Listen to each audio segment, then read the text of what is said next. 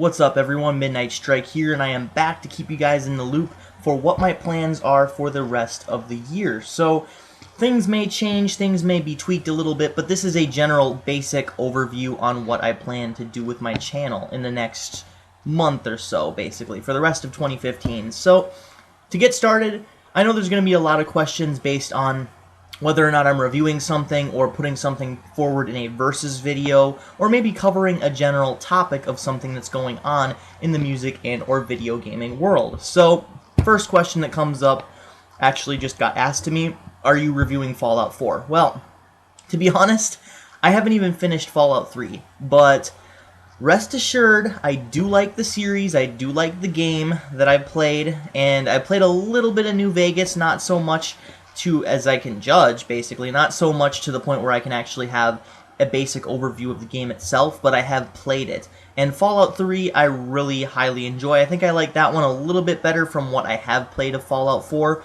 or Fallout New Vegas, excuse me.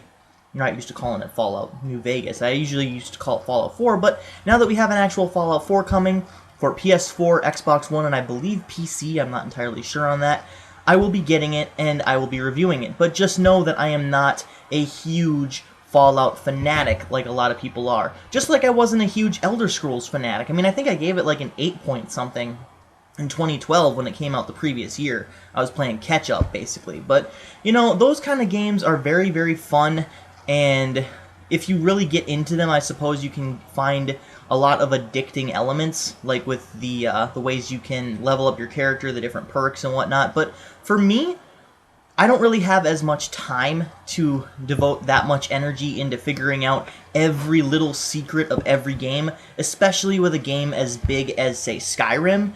I mean, I love RPGs, I love devoting time to video games, and I do usually typically have the time to go through and play a game, you know, like Metal Gear Solid or RPGs like Final Fantasy and figure out all that stuff, but there's a whole new element, a whole new level of immersion with games like Skyrim, with games like Fallout, with games just basically that Bethesda produces in general. Have a ton of immersion, a ton of books you can read, and it takes a lot to really get into it. You really have to have a really good entry point and idea of what the series was about prior to that game, as well as just the overall basic lore. If you pick up a random book in Skyrim and try to read it, you'll have no idea what the fuck they're talking about, unless you have a little bit of backstory to explain that. So, I'm not saying it's a bad thing, it's just something that I never really got into as much as maybe going out and fighting people in Oblivion, I suppose. And Morrowind was a game I really got into. I absolutely love the shit out of Morrowind. Skyrim, I really like, but I thought that the glitches kind of ruined it. I know they patched it up, and that's why I upped my rating from a 6 to an 8 point something, but, you know, with games like Fallout, though, I'm getting a little bit off topic. Fallout basically takes what makes the Elder Scrolls game good and adds a little bit from the point-and-click adventures from Interplay. And there's a lot of different things in Fallout that, if you're a fan, you'll already know. Like, you know, you can pause the game and actually zoom in on various body parts and shoot them. So it is not Skyrim with guns. It is not Oblivion with guns. It's not something I'm super into, but I am going to buy it because I'm really looking forward to seeing what they are going to be doing with the series. Now, things may change that. If they add microtransactions, then I am definitely steering clear from that, a dead horse. If they add a super ton of DLC that you can only get from like day one, and add a bunch of things with the season pass and $50 season pass, just like Battlefront. If they try that bullshit, I'm sorry, I'm not supporting it. But if it is a good game, true blue to the end, and has all this stuff that everyone's talking about, then yeah, I'll give it a chance. You know, who would pass up a really good game with no microtransactions? So, another game that I'm looking forward to, because this is an update about 2015, not a talk about Fallout. Another thing that I'm looking forward to is Just Cause 3. Now, if you guys haven't seen my Just Cause 2 video montage, it was recorded by me, and the actual gameplay footage was played by my friend BioNate1, and we had a shit ton of fun with that game. We had a lot of fun, and it's just a really fun game where you can zip line your way up mountains faster than you can drive. Basically, who needs car when you have the Wire Thing? It's a lot of fun. I can't wait for this game to drop. It drops in December 1st, I believe.